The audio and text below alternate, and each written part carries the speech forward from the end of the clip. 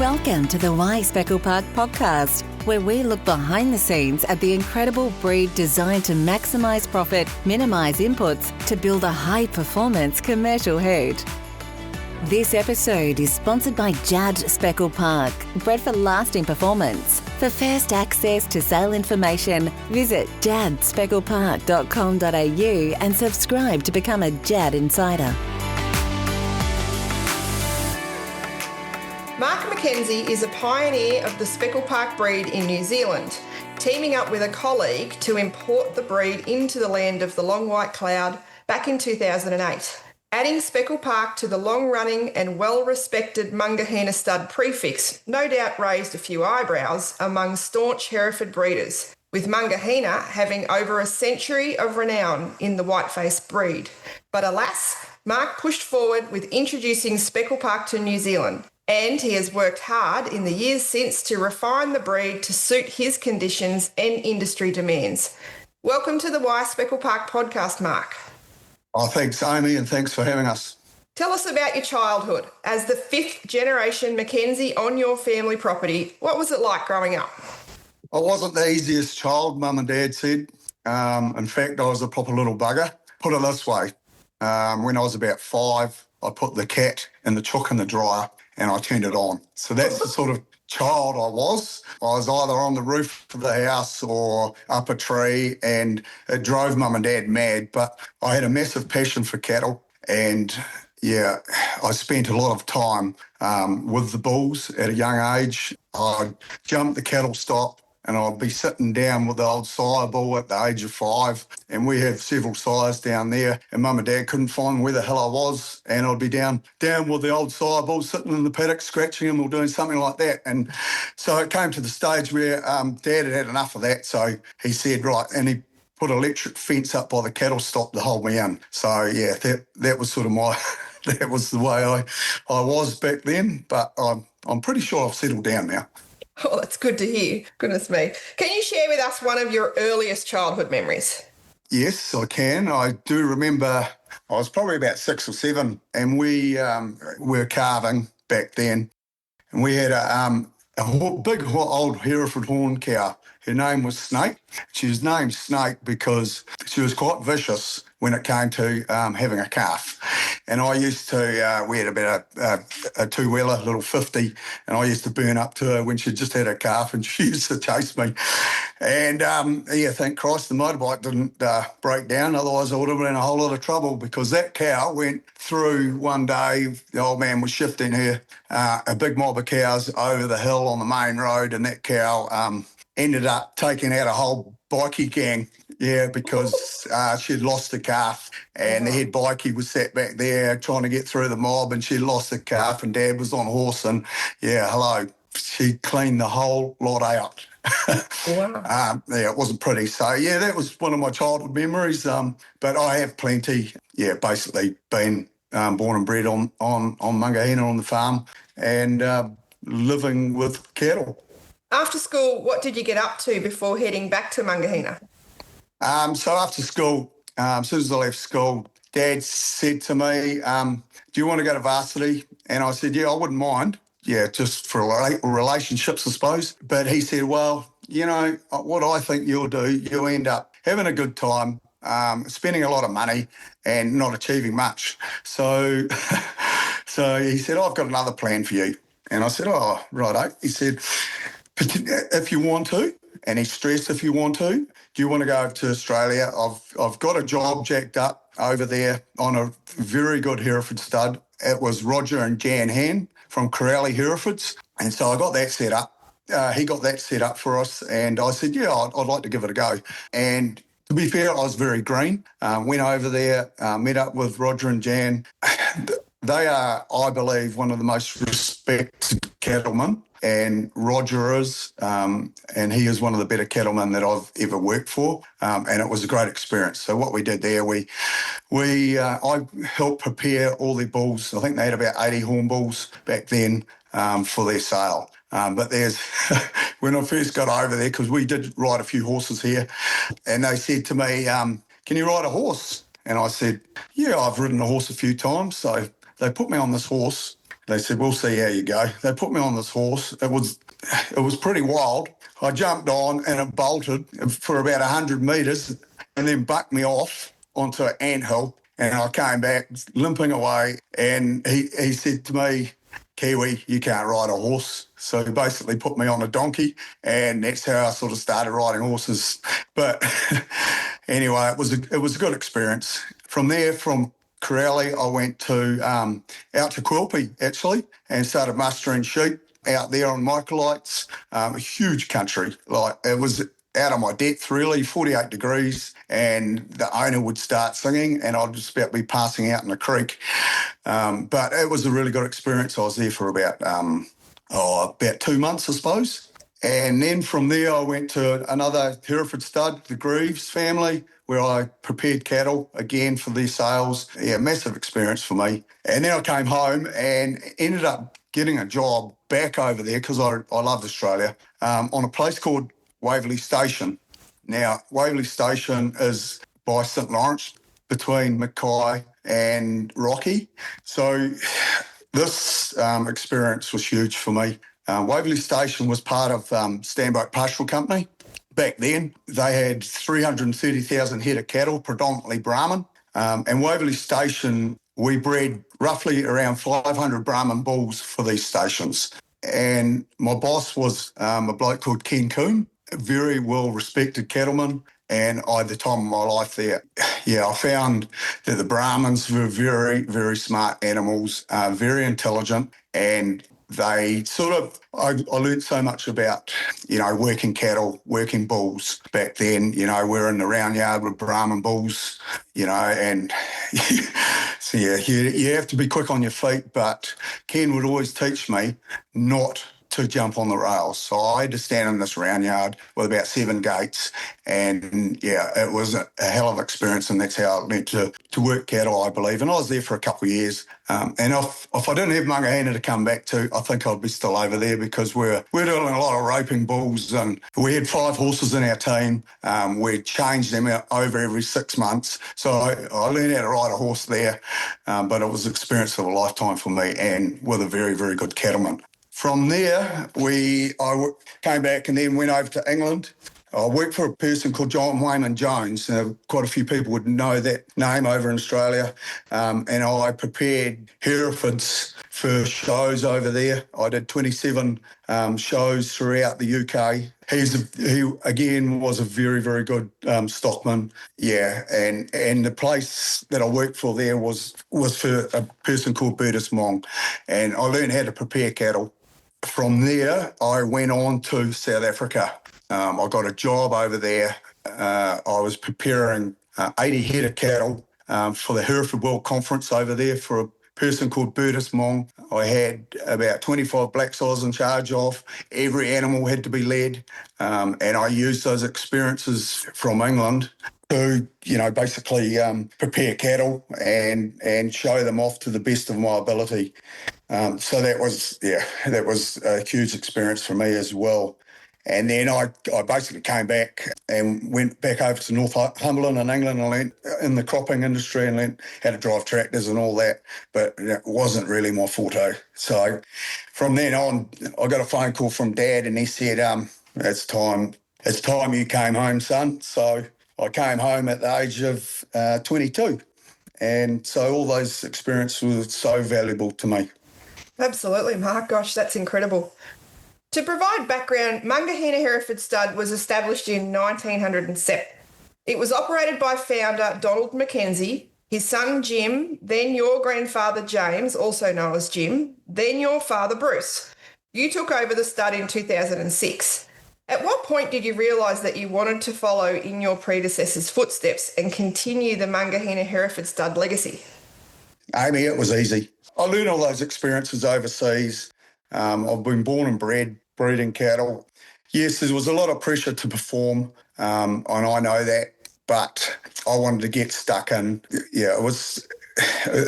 Look, I get quite emotional when it comes to stuff like this because, I'm only really a cog in the wheel here at Maungahina, but I was to make that cog as successful as possible. And yeah, it was very, very easy for me to come back and take over. And when I say take over, it wasn't as hard for me as it was for Dad because his father died at a young age. And so he had to take over from his father with not those experiences on the land compared to myself, where my father's still around, you see. So we are very close friends. And, we still from this day bounce stuff off each other. Can you paint a picture of the Maungahina property for listeners? What do you enjoy most about working your beautiful property? Yeah, Maungahina, we've got 3 properties. We're about 900 hectares. All up. We have a smaller place up towards the ranges on a higher rainfall belt. So that place holds all our heifers and young stock and also quite a few of our horn cows up there as well as sheep. So, yeah, it's a wet climate up there. We also have another smaller property. That's our breeding property and that's where we run a few of our bulls through to sale. We also fatten a lot of lambs off there. And that's closer to town, about 3 minutes from Maungahina. And so that's the breeding property. That's where we do, breed all our cows. It is a beautiful property. I've done a lot of changes since I've been here. We've put laneways in, a lot of regrassing programs. And probably the most enjoyable part I've done in the last few years is I'm a little bit of a greenie. It probably comes from my mother's side. So I love my native trees. And I identified way back because our climates are getting so much harsher that every paddock needed to have shade. So I've planted trees and a lot of our dams now are all planted off, and especially one big dam we have that is the main water source at Maungahina. That's been planted up 10 years ago, just before my mother passed, actually. I said I was going to do it for her, and I fenced it off and planted, I think I've planted about 9,000 native trees up there, and it's stunning now, and the water is so much cleaner. And we utilise that dam. We've basically run out a lot of water here at the moment out the back country. So we're now pumping water out to the back country into water troughs. It's been vital. And I'm actually building a sort of a hut up there or a lodge. I'm planning to do that. I've started for the next few years. So when we have clients and people come over to see us, we're hoping to be able to host them there and actually eat Speckle Park beef. So, yeah, I'm very proud of what we've done here at Maungahina. It's quite a lot different to what it was 20 years ago. But you've got to have pride in your property, I believe, especially when you're showing people around. And, yeah, we do. Absolutely. What do you enjoy most about breeding stud cattle? Well, when you buy a bull, for us, it's seeing its progeny. So, and come calving, I can't wait to see what comes out. Yeah, it's the calf born and then seeing him develop through to sale. And normally when you see a good calf, he always is a good calf. And yeah, the development of those animals coming through using those good size. In 2008, 2 years after taking over management of Maungahina Stud, you and a colleague established Speckle Park, New Zealand, with 120 imported embryos and semen from Canada. Why would the principal of a highly respected 100-year-old Hereford stud choose to import a new beef cattle breed from Canada to New Zealand? Yeah, interesting question, Amy. Okay, well, the way I see it was, I took over Maungahina. My father, Bruce, is a very well-respected cattleman. He even got the Queen's honour a few years ago. And I thought, I've taken over. I'm my own person and I want to gain respect in our cattle industry. And I'm pretty determined sort of a bloke. So we went to Canada to buy our genetics, Hereford genetics over there. And this one time, I'm not sure, it would have been 20 years ago, this one time I was over there looking at Hereford genetics and I saw a bull. His name was Lacerda and Jason Goodfellow was leading him. And I went up to this animal and I thought, this is a pretty good looking animal. So I did some homework on them and I thought, and I came back to New Zealand and I said to Dad, I've seen this breed of cattle. I quite like the look of them. A good thing about Dad, he said, give it a go, son. And so I did. So before we got into them, I went into a partnership with Wairongamai Station. There's very good close friends of ours here, and they had a big number of commercial cows.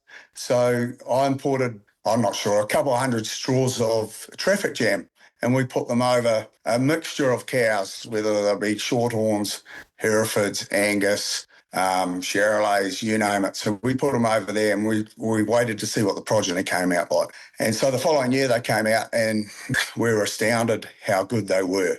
So that prompted us to form a relationship, and so we then brought in embryos from Canada of various different embryos from the late Lindsay Jones, and different genetics. So we did that, and then the following year we brought in a whole heap more embryos, and that's how we started the breed here in New Zealand. Describe those early days of Maungahina Speckle Park Stud. How did you navigate this new breed of cattle, and how were they received more broadly in New Zealand? Those early days, it was interesting. It wasn't easy. Yeah, we had to establish this breed here, and we thought, well, how the hell are we going to do that? So we went to field days. We promoted this breed as much as we could, as much as we knew about the breed. You know, we didn't have the genetic testing back then, so it wasn't easy. But I had confidence in this breed. I knew it was going to work. So, like I said, we went to the field days. We did all the promoting. We started off. I heard that there was a bull from Canada that was a low birth weight, short gestation bull, and the guy that was selling the semen was going to sell him into the heifer market. And I said, before you do that, we will trial him first because it's a new breed. And he said, yeah, that'll be a good idea, but he'd actually sold semen everywhere in him. And anyway, we did trial him, and we ended up, unfortunately, pulling every damn calf, and he wasn't short gestation, he wasn't low birth weight, so it was really tricky. And I thought, now how are we going to, this is going to go all around New Zealand, how are we going to stop this? And well, we couldn't, but it made us do more homework on the breed. We then started seeing that this breed crossed really well in the dairy industry, which is something that I didn't expect. And obviously, like I said, we didn't have all the genes to know what we were doing. So in the dairy industry here, it went very, very well. They colour marked, they're early maturing, and it was just what the dairy guys needed, I believe. And the quality of meat was outstanding. And the calving ease as well, we had to look at different genetics for that, obviously, because there's nothing worse for a dairy farmer to have to pull a calf, and they'll straight away look at the breed. So, yeah, we looked into that. And, for me, it's awesome. Now you drive around New Zealand and you just about every third or fourth farm I drive past has a Speckle Park in it. And yeah, that's a very proud moment for us. We've sold a lot of semen. I've been contracted with LIC for the last 10 years supplying bulls into there. So they have crossed incredibly well. And it's not only what the dairy farmers liked about it was they were very easy to rear because they got on the feeders very quick. And that was compared to a lot of other breeds. They didn't have to muck around with them. So it started to fly, and it really did go very well. Yeah, you hear that story about early thrift for calves in dairies as being such a major attraction for them to use Speckle Park. Yeah, for sure. And now it's turning into the meat side of things, so the quality of meat that's coming through. And for us not having to carry the steers through to another winter, which is ideal at that 20-month age. So they're definitely doing that. Excellent. What are your breeding objectives at Maungahina Speckle Park Stud, and what do you do to help achieve those? So for us, it's the performance of the cow. And I'll give you an insight of what we do here.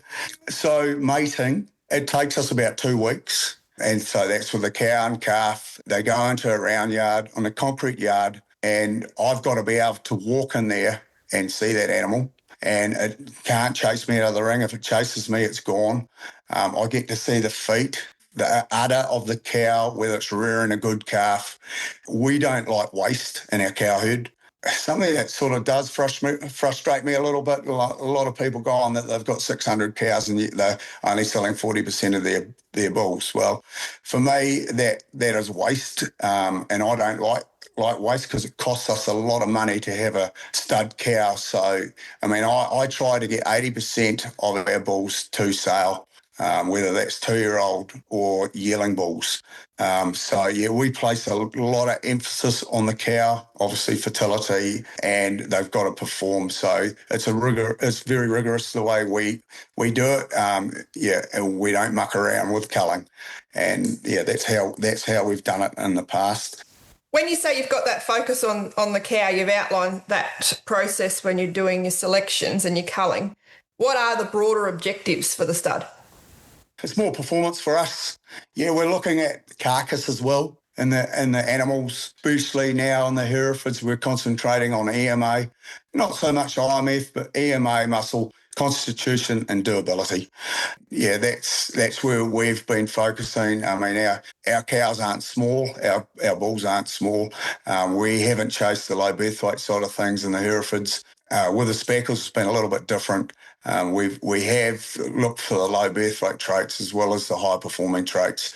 So for us, they've got to be able to do and perform. And when the Speckles, we haven't had to chase IMF or anything like that. They naturally have it in them, which has been fortunate because I don't really want to chase too much IMF because I do believe that we're going to lose muscle and durability in those cattle. So that's where we're at with that, Amy. What areas have you focused on to adapt the breed to your environment and markets, and are you there yet? I don't believe I'm there yet, but I'm getting there. Structure is number one for us.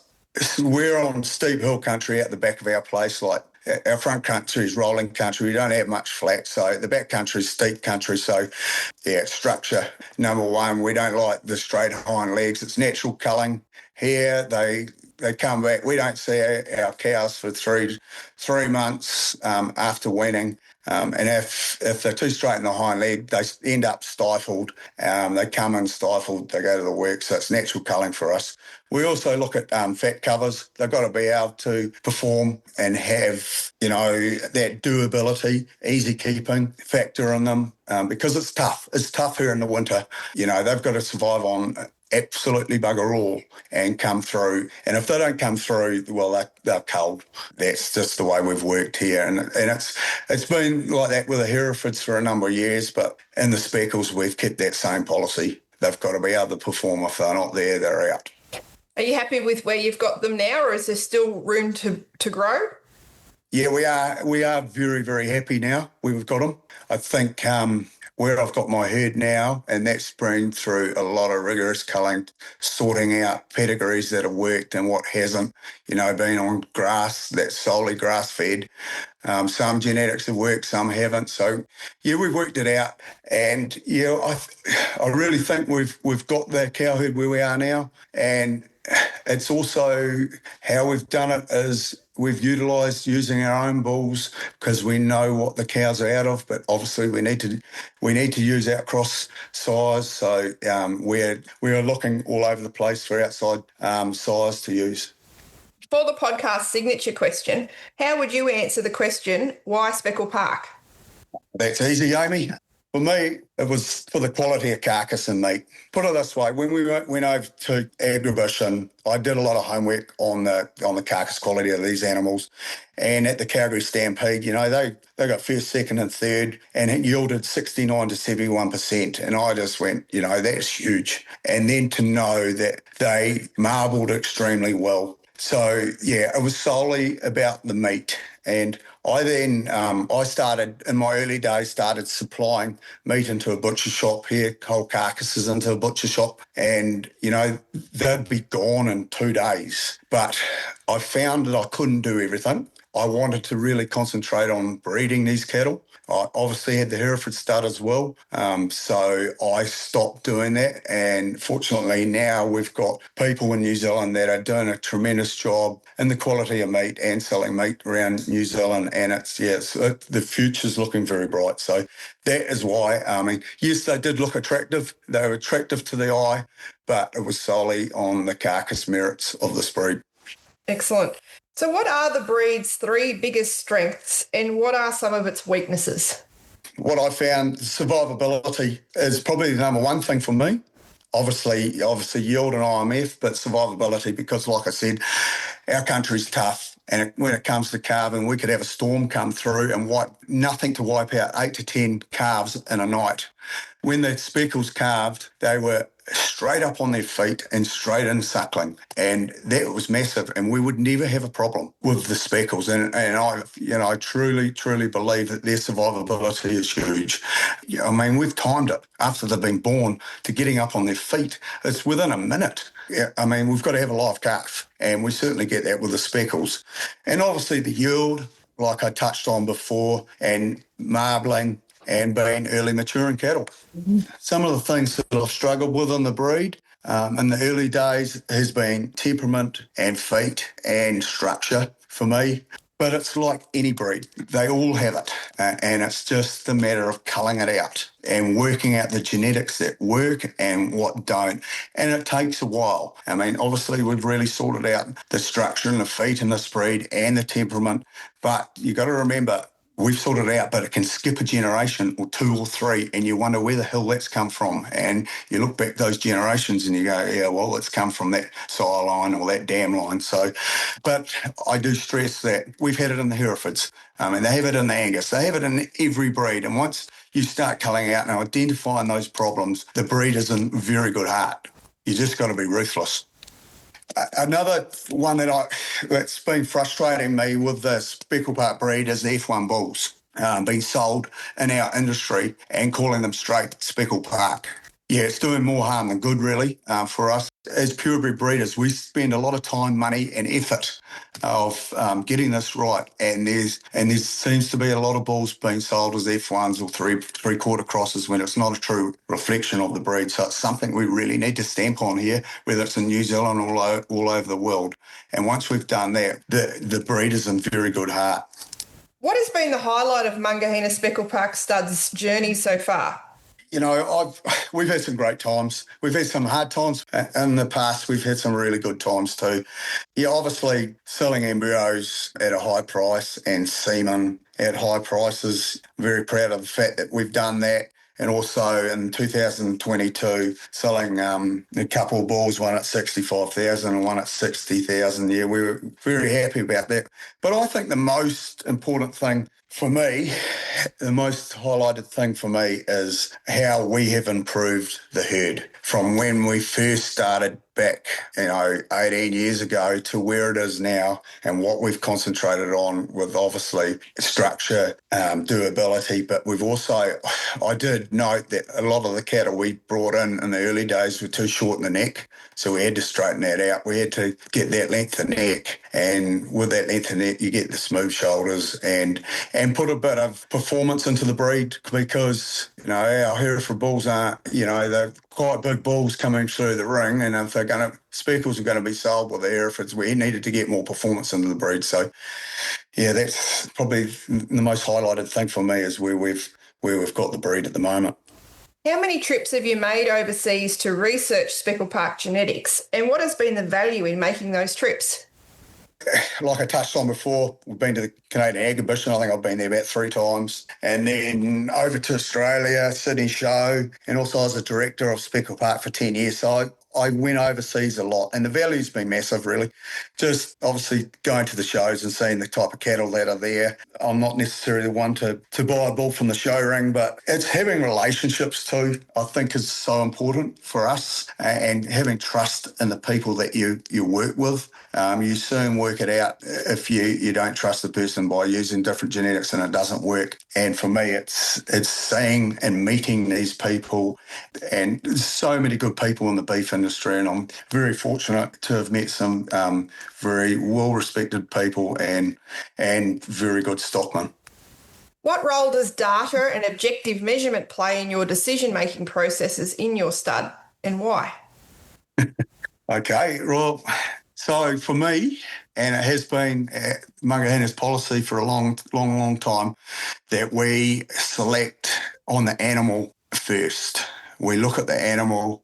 We've got to like the animal. And if we don't like the animal, we will not go there.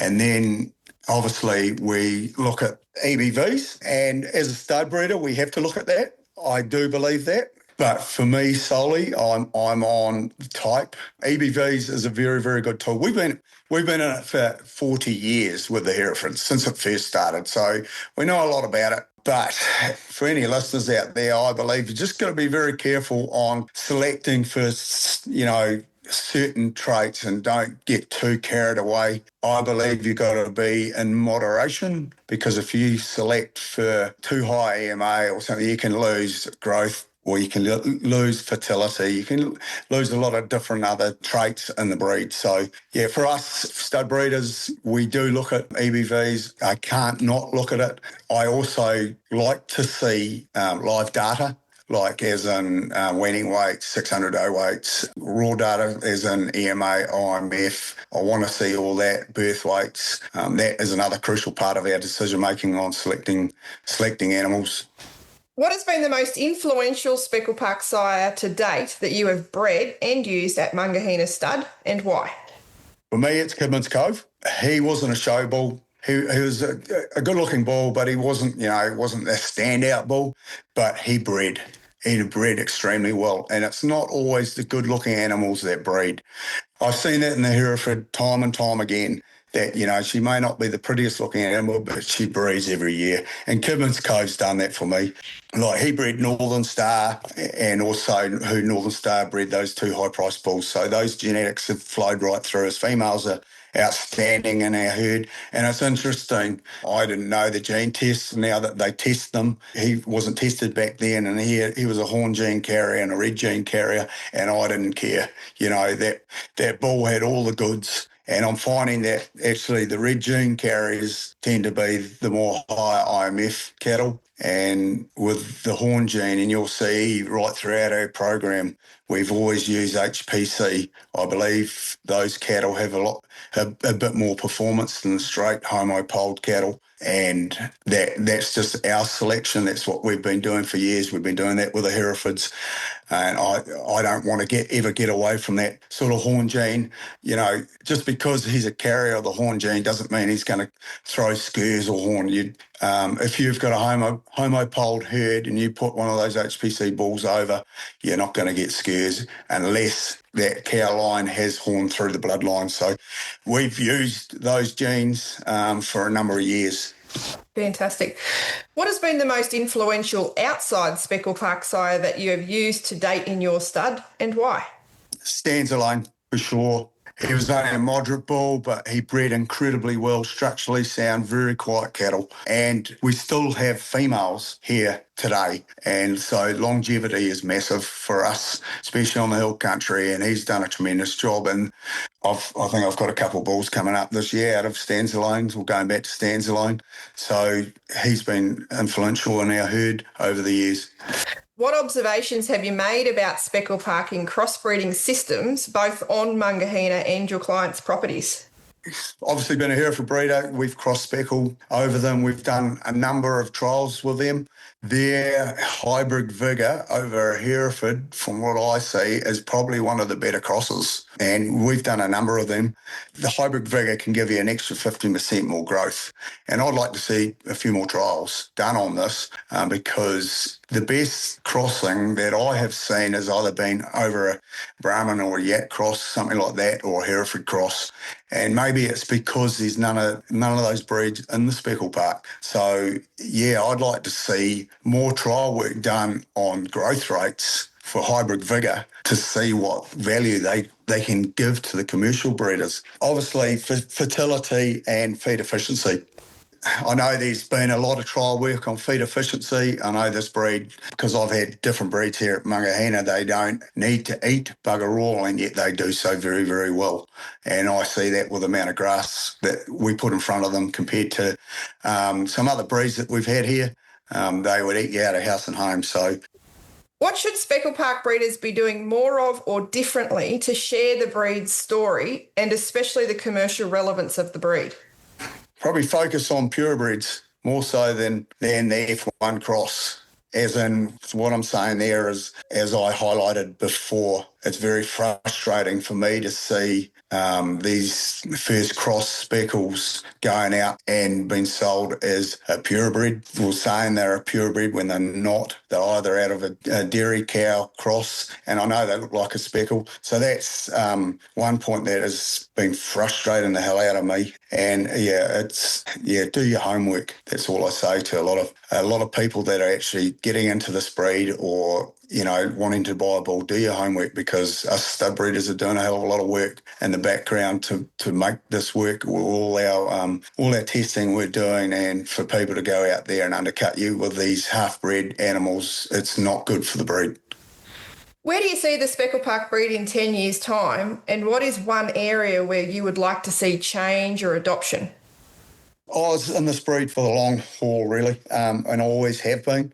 The last few years has been a bit of a correction in the breed, which needed to. There's a very, very bright future, especially in the meat, and is now being recognised now in New Zealand through restaurants. I think Neat Meats has now got it into over 100 top-end restaurants in Auckland and Queenstown and around the place. And it's great to see, because we are now I believe we will get paid for a product that we've been working on for a number of years, and they're paying good premiums over here now with a certain meat company up to, I think it's up to 60 to 70 cent premium on top of the schedule. So I think the future is going to be very bright as long as we are getting the right animals into the system. That is crucial. And we've done our homework now. We've done our breeding over the last 18 years, and I really do think the future is bright. Excellent. Your daughter Molly has recently come home as the 6th generation of McKenzie to work at Maungahina. How is this transition going, and what are Molly's plans for the property? For Bruce, myself and Melissa, we're so proud of her coming back. She's, 6th generation here. It's not going to be easy for her, but she's a real stock woman. She's been born and bred with the animals. She loves the animals, almost to the point where she's got, what has she got here now? She's been back here 6 months. She's got something like 5 dogs, working dogs. She's now got chooks. She's got a cat. She loves the animals, and she's very, very passionate. And, she'll add so much value to Maungahina with her computer skills, because I'm pretty bloody hopeless, to be fair, that side of things. So, and the marketing. And she's a very, very, very good stock woman. I'm watching her in the yards and working with both Bruce and I. And we're very, very proud of her coming back. And, it won't be easy, because in New Zealand, we've got a whole lot of land changes, obviously with the pine trees, which is absolutely criminal here, what's happening. And it's happened over the last few years. And to be fair, the horses bolted. So I think we used to have something like 70 million sheep here. Now we're down to about 27 million. The beef industry is diminishing. It's not going to be easy. And hence, this is another reason why we bought the Speckle Park in, because we could see that we couldn't sell 45 to 50 Hereford bulls because of all the land changes and also the big swing in the Angus. So another reason we thought it was another income to bring the Speckle Park into the system, which it has worked. So for Molly, it's up to her what she wants to do when she takes over. I'll hand the baton over, but it won't be for a while yet. I'm still loving breeding cattle. There's no doubt about that. But she'll learn the skills, hopefully, off us and tell us off if we're doing it wrong. So, yeah, we're very, very proud of her. For a generation farm, yeah, it's going to be handed over in good heart. That's excellent. And she's very lucky to have both you and Bruce as mentors in the interim. Yeah, she is. She probably is. But like I said, she's her own woman. She'll stamp her mark here, and which will happen. Fantastic. In June 2026, your family will celebrate your 80th on-property Maungahina Stud sale, the longest running in Australasia to your knowledge, and 119 years of breeding Herefords. What an achievement, and no doubt what a celebration there will be.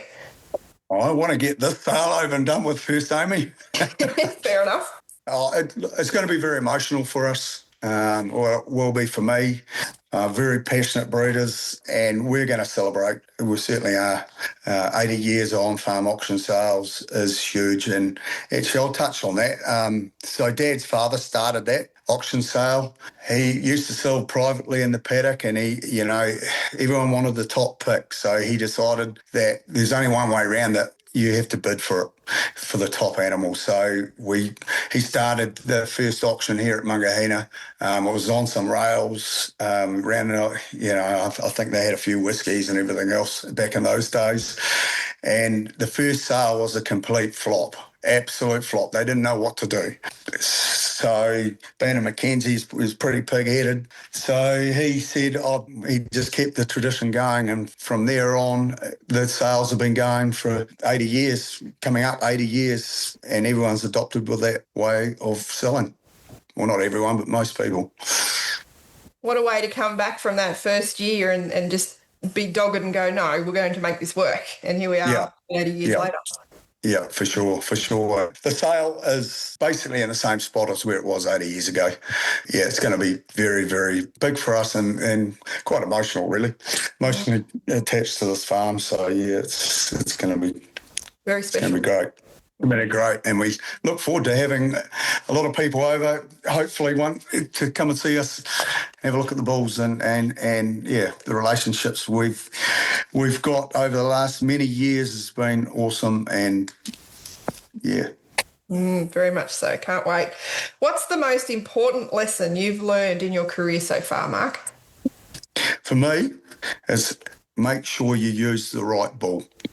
You spend a lot of money on genetics and you buy a bull. It doesn't matter whether you spend $1,000 or $100,000. That bull has a massive influence in the herd. So you could put them over 40 cows and all of a sudden you've got temperament issues, you've got feed issues, you've got something going wrong, or, so that bull will have a massive influence on a herd.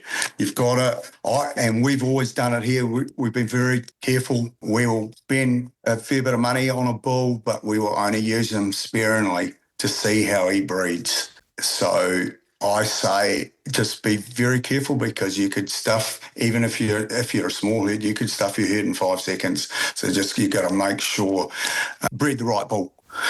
Who has been your most important professional mentor? I've had many back in my younger days, obviously growing up, but my biggest mentors, I'd say, are my parents, Bruce and my late mother. They've guided me all the way through. They sent me overseas where they could see that, I could learn so much on cattle breeding. And then I've come back here and it's been massive for me with my parents. Getting a little bit emotional here, Amy, but yeah, that's the way it is. What's the one piece of advice you would give someone either starting a cattle stud or a commercial producer starting a cattle enterprise in their business? Well, if you're starting in the stud industry, don't think you're going to be rich straight away, because it just doesn't happen like that. There's a lot of work goes in behind the scenes. Do your homework, and I believe work with people that you trust in the game. And then once you've done that, you will then form a pretty good relationship with the breeder, and it should all flow on from there. But definitely do your homework and work out what type of animal you want to produce. But it's not easy. You've got to work your heart out to learn the genetics, learn the type of animals. Then you've got to get a clientele base, and it doesn't happen overnight. What's one question that you wish I had asked you, and how would you have responded? Where does my wife fit into this? Good one. So, Melissa, we've been married for, if I get this wrong, I'm in so much trouble.